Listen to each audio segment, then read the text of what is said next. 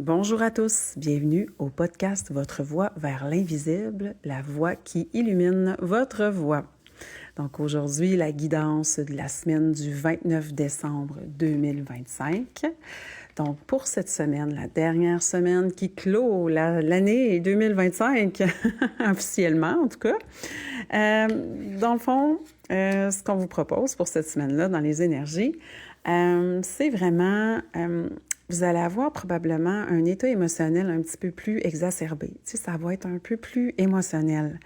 Puis, vous allez comme un peu être tiraillé, avoir des doutes en vous, avoir comme la tête et le cœur qui se tiraillent, qui se chamaillent, tu sais.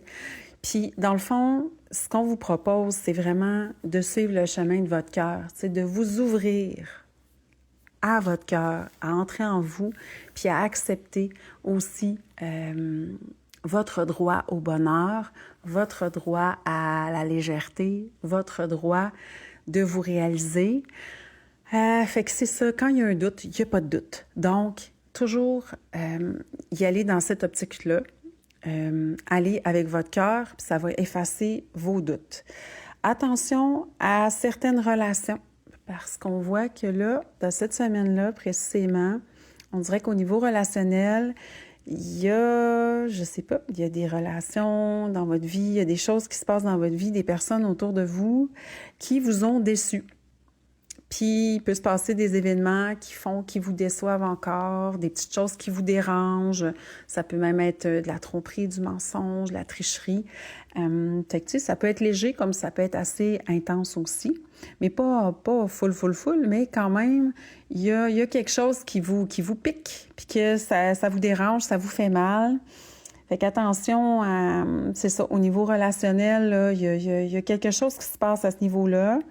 Puis c'est comme si que vous aviez à prendre un pas de recul, puis à reculer un peu, à revenir en arrière pour changer certaines choses.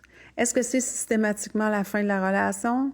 Pas nécessairement. Sauf qu'il y a une belle mise au point à devoir faire parce que sinon, ça va continuer à boiter, puis ça sera pas cohérent avec vous, puis ça peut aussi avoir des incidences dans d'autres sphères de votre vie. Donc, on vous propose là, vraiment là, de faire la mise au point, de mettre les points saisis puis les barres saitées, comme on dit. Puis ensuite de ça, ben de juste comme entrer dans votre résilience, tu sais, de se laisser les choses se placer, de voir comment ça se place, puis advenant le cas que ça s'améliore pas, ben de prendre la décision qui est la plus favorable pour votre bien-être, bien sûr, tout en écoutant votre cœur. Même si la tête fait « Ouais, mais cette situation-là ou cette personne-là est pratique dans ma vie pour telle chose. Ouais, mais si d'un autre côté, il y a ça, bien, vous allez voir que, anyway, vous allez être gagnante de tasser ça puis d'avancer autrement parce que de toute façon, ça va être comme une verrue plantaire d'une chaussure, là, tu sais, en dessous du pied, là, ça fait comme une petite roche qui est toujours là, puis qui fait mal, puis qu'on le sent qu'elle est là, puis en fait, ça nous amène rien de bon. Fait que je vous dirais que c'est préférable là, de s'en occuper. Ouais, ben c'est sûr que là, en fait, il y a en cette fin d'année-là vraiment une nécessité de se reposer, se déposer. Tu sais, même si là, on est comme entre Noël puis le jour de l'an, c'est pas vraiment le temps. C'est comme si que vous aviez à prendre le temps d'aller faire une balade en forêt ou d'aller marcher, de prendre du temps en nature, de vraiment sortir dehors. Des fois, on court un cours d'un party puis de l'autre, puis de ci, puis de la préparation, puis s'occuper de la visite, mais ne serait-ce que sortir dehors pour prendre quelques bouffées d'air, puis regarder la nature, regarder, les petits oiseaux qui restent, il en reste plus beaucoup, mais tu sais, juste vous attarder à regarder autour de vous des éléments de la nature, puis vraiment vous déposer, là, tu sais, prendre le temps de prendre une couple de respiration, tout ça. Pourquoi? Parce que si vous prenez pas le temps de souffler un peu, c'est comme si qu'il allait avoir tout le temps des petits blocages, des petites choses qui allaient vous déranger. Mettons, le planning est tout le temps retardé, vous essayez quelque chose, puis là, tu sais, ça fonctionne pas. Tu sais, vous allez toujours avoir des petites choses qui vont vous déranger, que ça va bloquer, que ça va retarder, puis Puis en fait, ça va aller un petit peu tout croche, là, tu sais. Fait que vraiment prendre le temps de vous reposer un petit peu, ne serait-ce que juste un petit moment au calme, faire une petite méditation, une coupe de respiration, aller prendre une marche. Cette semaine, là, vraiment, il va y avoir cette optique-là là, qui ça aussi, en fait, ça va valoir de l'or, en fait, pour vous, ce petit moment-là. Fait que ça va vous permettre d'avoir une semaine plus alignée, moins stressante dans le rush. Puis, tu sais, si vous êtes quelqu'un qui a pas beaucoup de party ou quoi que ce soit, c'est pas grave, là. C'est pas une question nécessairement de genre, il y a beaucoup de party ou pas. C'est vraiment les énergies qui sont là, qui apportent des éclairages pour vous dire qu'est-ce qui est sain à quelque part à faire et juste là, pour vous. Pour la plupart qui vont écouter ce podcast, ben en fait, il va y avoir la nécessité de prendre des petits temps de repos, là. Puis une espèce de soif là, d'aller dehors, puis de se ventiler un peu là, l'esprit pour pouvoir continuer après là, à avancer, là, puis à terminer l'année là, en beauté. Donc aujourd'hui, c'est pas mal...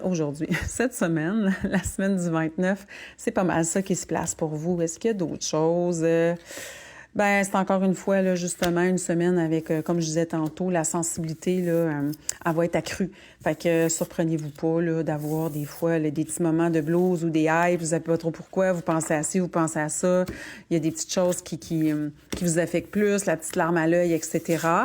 Dans ce temps-là, ben encore une fois, prendre un peu de temps pour soi, prendre une coupe de respiration, méditer, prendre le temps de dormir, de vous reposer si vous avez quelques jours de congé, si vous avez un chalet ou quoi que ce soit, allez passer du temps un peu là-bas.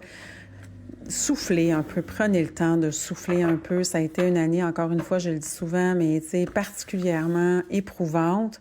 Il fallait se choisir, il fallait faire preuve de résilience aussi dans tout ça. On nous demandait d'être davantage en alignement avec les souhaits de notre cœur, donc de notre âme. Puis c'est ça, c'est dépendamment de ce qu'on a créé cette année 2025, ben c'est sûr que ça va jouer aussi au niveau de l'apothéose, la fin de cette année.